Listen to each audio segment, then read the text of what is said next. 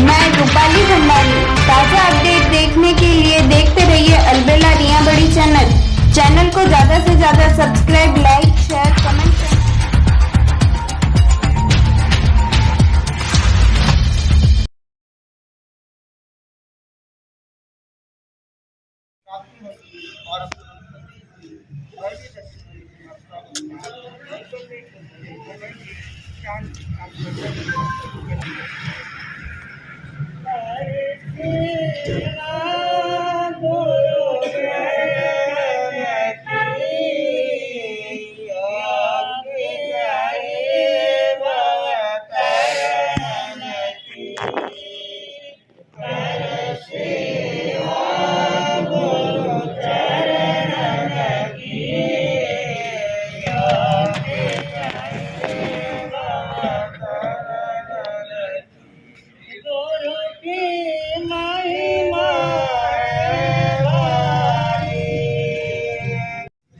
वर्षों से ज्यादा कल से और कल से ज्यादा आज उपस्थिति दिखाई दे रही है। हो रहा है परमात्मा का अनुग्रह, असीम कृपा, असीम आशीर्वाद हम सब पर निरंतर बरसता जा रहा है। तो आज मैं अपनी बातें आपके सामने रखूं, अपने विचार आपके सामने शेयर करूं। मैंने आज अपना विषय लिया है संताने ज्ञाते पावड़। आज जरा इसके बारे में हम चिंतन करेंगे, जरा इसके बारे में हम विचार एक दूसरे के साथ साझा करेंगे, शेयर करेंगे। मैं अपनी बात प्रारंभ करूं वहां से। हजारों साल पहले जहां से घटना प्रारंभ हुई, मैं वहां तक आपको ले। भगवान श्री कृष्ण हस्तिनापुर पधारे थे। सारे हस्तिनापुर में समाचार फैल चुके थे। आज भगवान श्री कृष्ण स्वयं हस्तिनापुर पधारे पांडवों के दूत बनकर। और भगवान जब हस्तिनापुर पधारे, लेकिन मैंने पढ़ा, मैंने देखा, मैंने समझा, हमारा जो इतिहास है उस इतिहास में विघटन की बातें हैं, उस इतिहास में असत भावनाओं की चर्चा है, उस इतिहास में हमने देखा, हमने समझा कि चारों ओर कत्लेआम की बातें हैं, खून खराबे की बातें, एक दूसरे की काट छाट है। और मेरे एक ही चीज मेरे दिमाग में आती है कि जिसने भी लिखा है ये काट छाट, एक दूसरे की निंदा, एक दूसरे की खिलाफत, मैं ईमानदारी से स्वीकार करूंगा कि जो लिखने वाला जो भी रहा हो इतिहास का संत नहीं रहा होगा। मैं फिर से जोर दूंगा मेरी बातों पर, जिसने ये इतिहास लिखा है वो संत नहीं रहा होगा, क्योंकि संत कभी विघटन की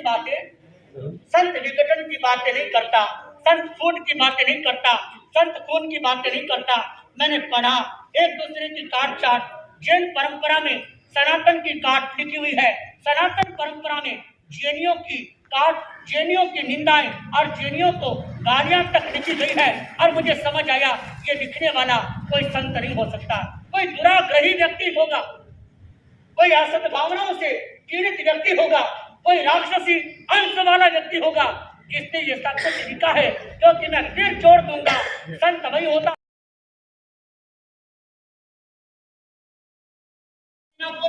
और हस्तिनापुर में भगवान का विशाल जुलूस निकाला जा रहा है, शोभा यात्रा निकाली जा रही है। हजारों लोग भगवान का अभिनंदन कर रहे हैं, भगवान रथ में विराजमान है और हजारों लोग भगवान के साथ साथ शोभा यात्रा में चल रहे हैं, भगवान अंदर से जा रहे हैं। और एक गरीब महिला देख रही है भगवान को और अचानक मन में विचार आया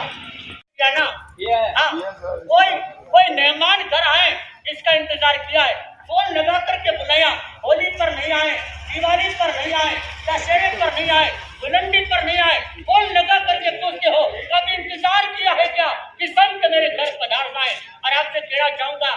जैन समाज की एक बड़ी खूबसूरत परंपरा रही, जैन समाज की एक बड़ी खूबसूरत परंपरा रही है। लेकिन सच्चाई के साथ स्वीकार करूंगा, धीरे धीरे वक्त के थपेड़ों ने जैन समाज को अपनी सुंदरतम परंपरा से दूर कर दिया है। मैंने बचपन में देखा अपने घर में अपने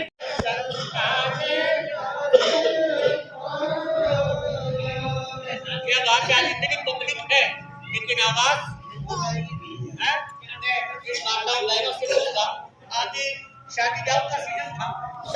सपना की गाड़ी जाती थी नहीं जाती तब कैसे अभी गाड़ी वैसे जाती थी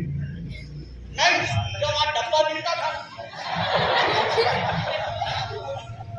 डब्बा मिलता है तो आवाज नहीं करती डब्बा नहीं मिलता है तो डब्बा नहीं मिलता पट पाए पुनवानी में जोर संता लादे पावना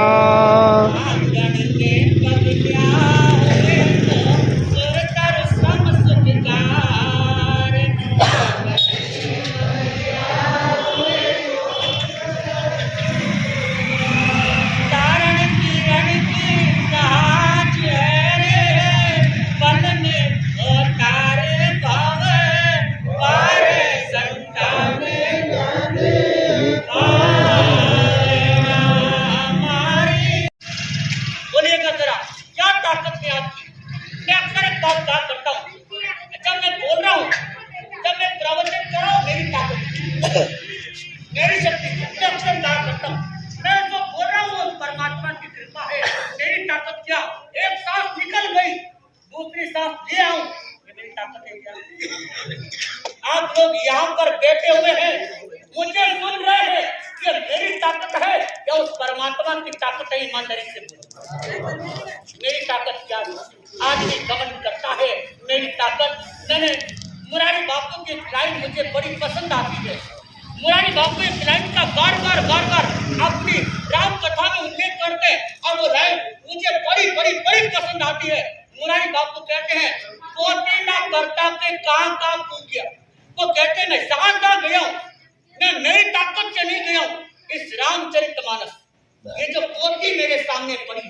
होता था कि मुझे टाइफाइड है और कोई तो मेरी आवाज सुनता था वो कह नहीं सकता था कि जो संत प्रवचन कर रहा है ये कोई बीमार चल रहा है टाइफाइड चल रहा है इस वक्त जो मेरी आवाज निकल रही है ठीक यही आवाज उस टाइफाइड में भी मेरी निकला करती थी तो ये ताकत किसकी थी ये प्रभाव किसका था ये आशीर्वाद किसका था बोलिएगा जरा ये उस राम का आशीर्वाद ये उस परमात्मा का आशीर्वाद था ये उस परमात्मा की कृपा थी तो मैं आपसे कहूंगा जो कुछ भी हम पाते जीवन में वो अपनी ताकत नहीं हम अहंकार जरूर कर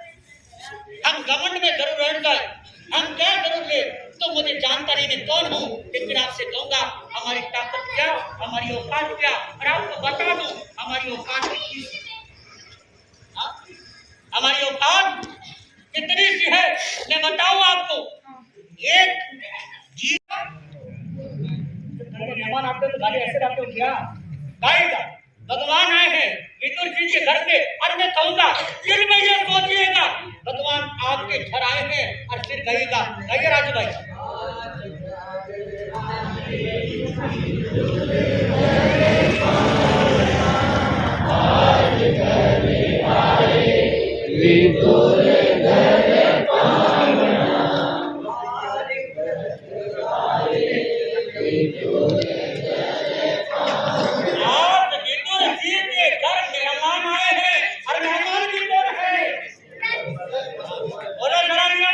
कृष्ण भगवान स्वयं भगवान श्री कृष्ण मेहमान बनकर आए हैं